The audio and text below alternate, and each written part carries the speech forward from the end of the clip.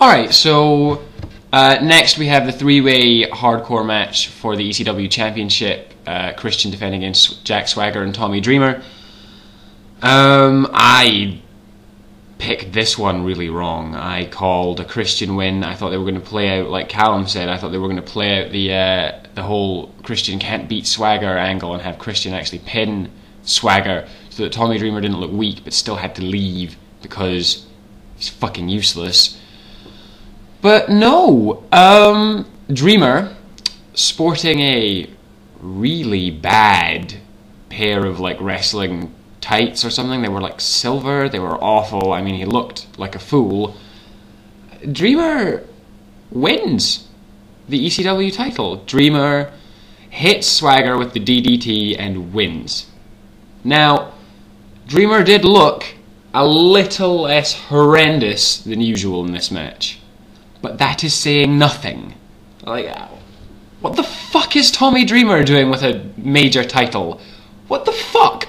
Why the fuck is Tommy Dreamer even still with the company? Oh yeah, release Mr. Kennedy, oh that's great, but we'll keep Tommy fucking Dreamer? No, this is ridiculous. I don't care about the sentimental backstory, I don't care the, oh it's great, you know, and he only held the title for that few hours that last time he had it, so it's great that the last remaining ECW original, blah blah blah blah blah blah blah blah blah. Apart from Rob Van Dam, all of the ECW originals are shit. Let's get that straight. Let's get that right. Rob Van Dam is the only one that was good. Tommy Dreamer is shit, and I just can't believe that they've done this. I can't believe it.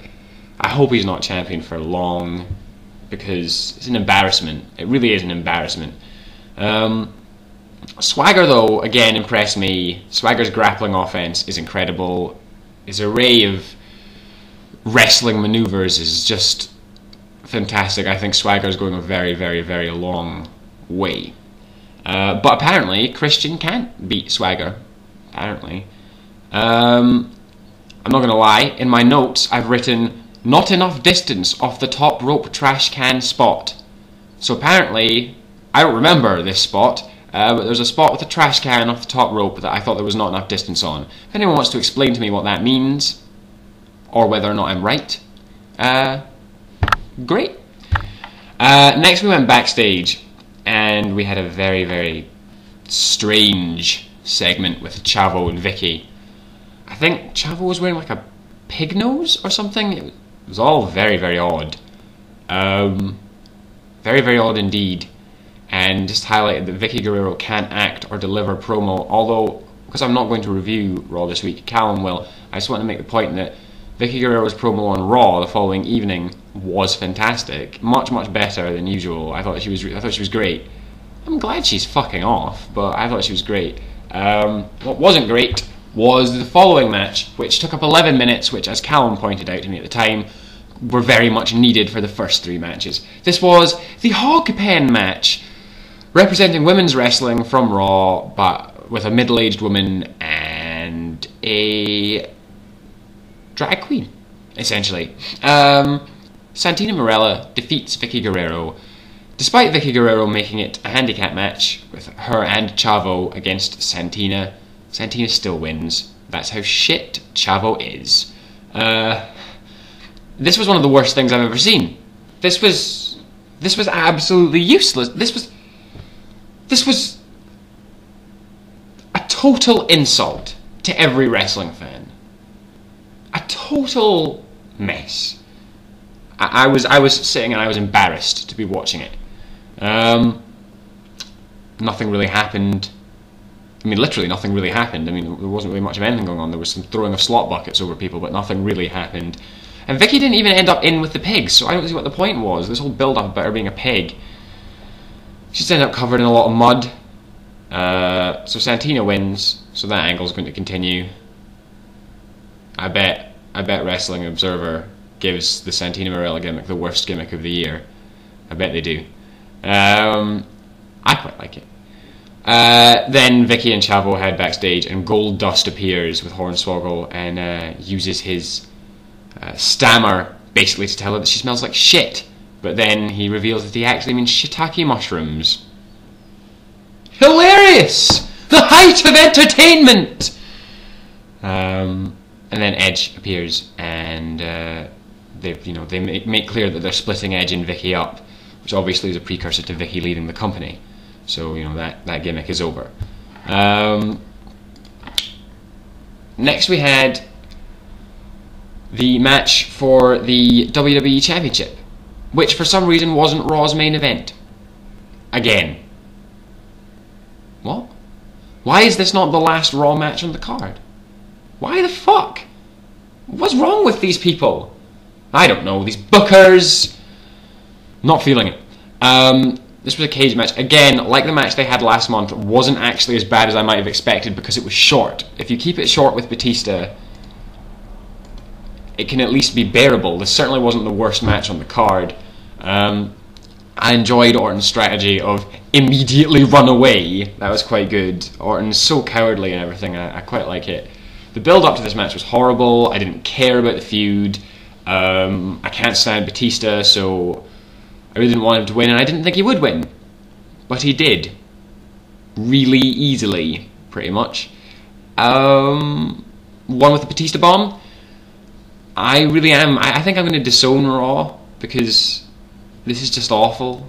Anyone that wants Batista to be the WWE champion, I'm sorry, there's something wrong with you. That's just not acceptable. I'm offended. I was offended by this. Callum and I were very unimpressed. And Raw's just gone to the dogs, man. I mean, it's just gone to the dogs. I think I might even stop watching it. We'll see. We'll see. I'll put it this way, if that match didn't persuade me to stop watching it, then the next one certainly would have done. This was John Cena against The Big Show in their highly anticipated submissions match. This was fucking terrible. This was embarrassingly bad. It almost made me want the Hog Pen match back. The Big Show is so slow. When he's dominating someone, it's just so boring to watch. I mean, this match was so boring. I mean, nothing was happening. Like, the Big Show wandering oh, no, it was horrible. I was just sat there and I was like, I want to claw at my own eyes. Fucking ridiculous. I love it how commentators make out certain spots to be something that they aren't. Like, the Big Show, I think, countered a Bulldog by John Cena, and he just avoided it happening, basically. And I'm like, oh, swatting Cena away. He didn't swat Cena away. He just kind of moved so Cena didn't hit the Bulldog. Not the same thing. I agree with Callum when he makes the point that the camel clutch backbreaker is just random words. It's just random words thrown together to make it sound cooler than it is, because it is just a camel clutch. That's all it is. Just call it a camel clutch. Apparently the Big Show's new finisher is a camel clutch. Almost as terrible as the knockout punch. Not quite. There was a great moment in this match that really entertained me. Not for the wrestling, it was just entertainment value. Where King, Jerry Lawler, started criticising a sleeper hold that Cena had on the Big Show, saying, oh no, he's not got it locked in right, he's doing it wrong, he can't quite get it around the Big Show, and he assumed it was some kind of spot, like Cena was meant to have not locked it in correctly, but it was just funny hearing the tone in his voice change as it gradually dawned on him that Cena just can't apply a sleeper hold correctly. Like, that was hilarious. King was like, like, Cena can't even do a sleeper. Surely that's like the first thing you learn, practically, to become a pro wrestler, how to do a sleeper.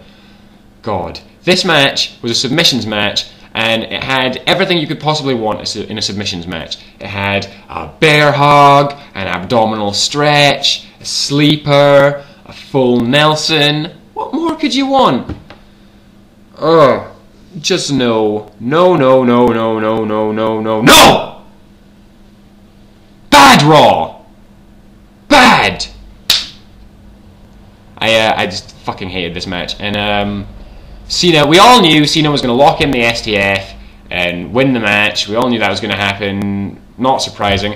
I quite like the way he did it, I'll give it that, when he got the Big Show's leg in the ropes, because the Big Show was too big to lock the STF in on, so he put the leg in the ropes and used that and went around and got the head. Don't really see why that would have hurt, to be honest, but there you have it. Big Show taps out, and mercifully, it was over.